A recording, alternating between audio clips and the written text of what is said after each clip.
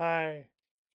Remember when you were a kid the first time you looked in a funhouse mirror?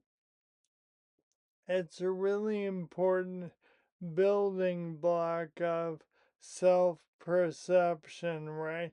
You get to physically see a representation of what it would be like if you were way taller and way thinner, or your head was huge, or your mouth was really long, or you were tiny.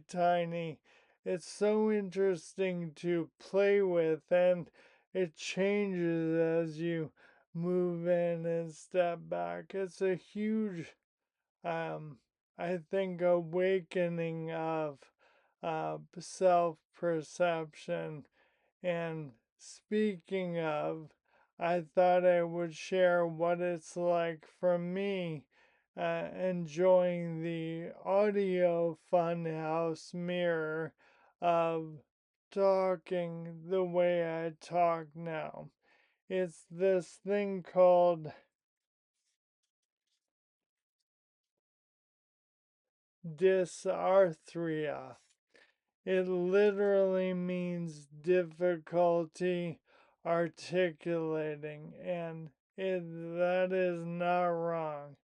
Um, for me, my experiences, my thoughts are at the usual clipped pace that I experienced them before PLS, but the movement of the articulators is like if you were to put your hand in a bucket of sand and try to expand your fingers.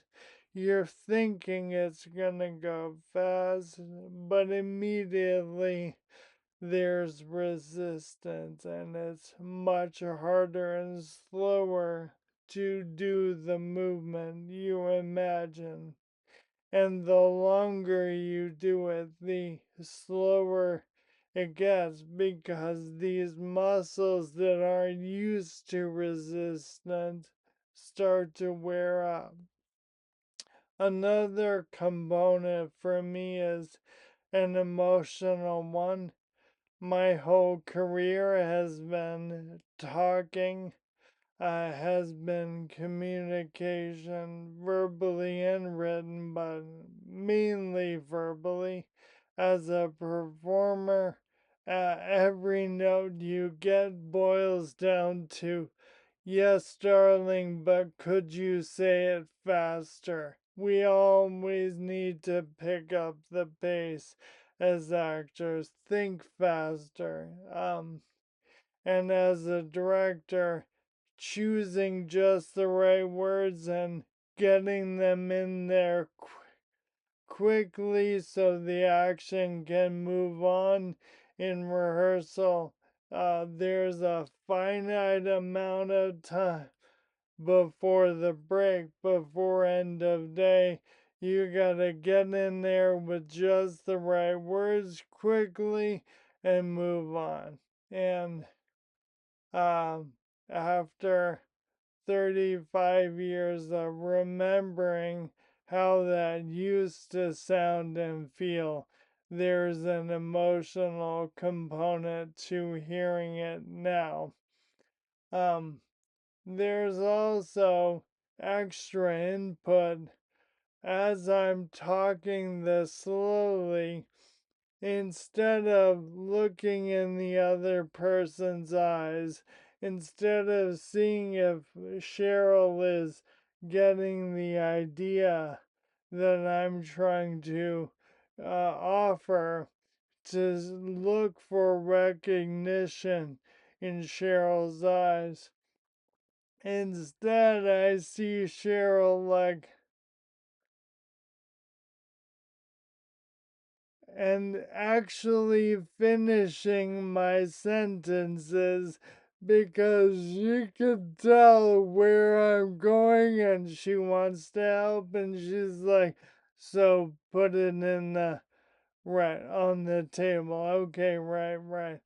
just trying to help, but seeing instead of the processing of the idea, it's the processing of, I can't believe how fucking slow this guy is talking. Jesus, let's get on with it. There's a little bit of that. Unless I'm with my doctors who are used to people with speech issues all day long. That's part of it. Also, I hear the audio funhouse mirror of what I sound like, and I can't believe it. I can't believe this is how I sound now. And I used to have good days and bad days, and I used to have hours where I could talk on a business phone call or personal chat and feel like, oh, I'm at like 80% of my usual pace. And now I'm way down, and most days it's pretty slow. Right now, you're hearing a typical speech. This is peak pace for me lately, is this right now. But I hear it, and while I'm trying to communicate an idea to Cheryl, I'm distracted by my own brain, like, what the fuck? You sound terrible. Get on with it, man. This is awful. And I'm distracted by seeing Cheryl, like, oh boy, oh boy. And how can I help? I see in her eyes like, oh, I really want to help you here. And put it on the table. Okay, yeah, I got it. So those are all elements of what it feels like to speak the way I do. I don't want to say the way I do now, but the way I have been speaking for the last since December, so almost um 4 months of this, and that's really hard. And um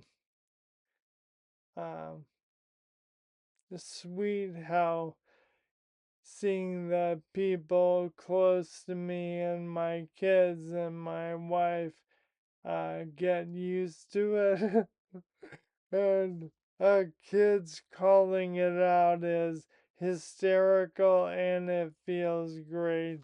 Dad talks so slow, and a child of one of their friends came in the house to get some water, and I said something to it. I guess she went outside and said, Sam's dad talks really slow, and she's not wrong.